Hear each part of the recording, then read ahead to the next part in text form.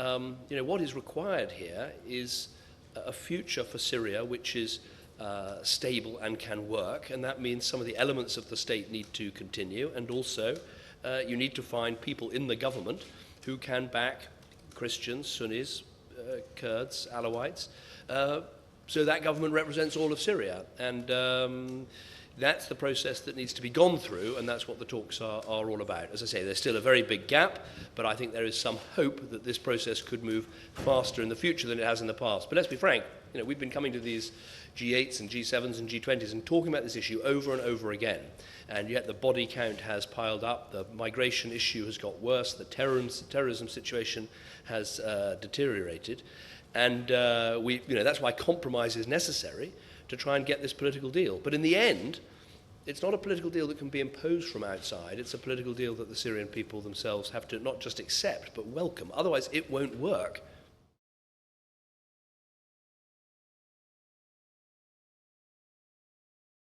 First of all, on the terrorist plot, 7 is the correct number. Obviously, I can't go into too much detail, but it's 7 plots that have been disrupted in the previous months, as I said on the radio this morning, and will say in my speech tonight.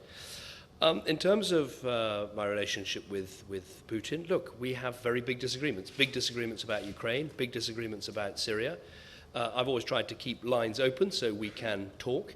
I think, frankly, calling him very directly about the aeroplane disaster in Sham, which he mentioned, and I think was the right thing for me to do, to ring and to share information that we had.